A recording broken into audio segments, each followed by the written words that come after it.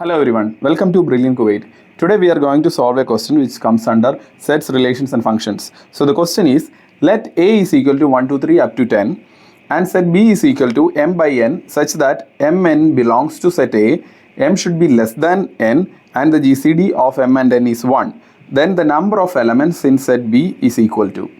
So first we have to find out the elements in the set B. So it is given each element in B is m by n. M and n belongs to A, m should be less than n and GCD of m and n is 1. That is no common factor between m and n. So let's consider the first element of set A, that is 1. So 1 by 2 is possible, 1 by 3 is possible, 1 by 4 is possible, etc. up to 1 by 10. So the total number of elements here is 9. Next is 2. 2 by 3 is possible, 2 by 5 is possible, 2 by 7 is possible and 2 by 9 is possible. So the total number of elements here is 4. So the next is 3.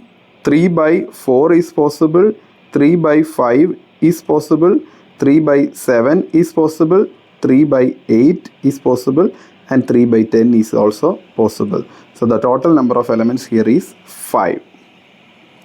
Next is 4. 4 by 5 is possible, 4 by 7 is possible, 4 by 9 is also possible. So the total number of elements here is 3. Next is 5.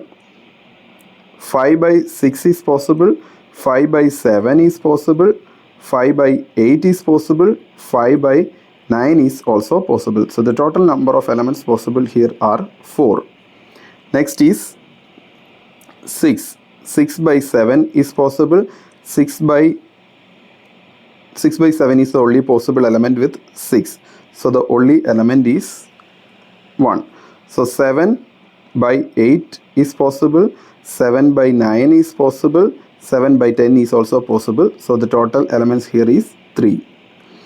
Next is 8. 8 by 9 is possible. So only one element.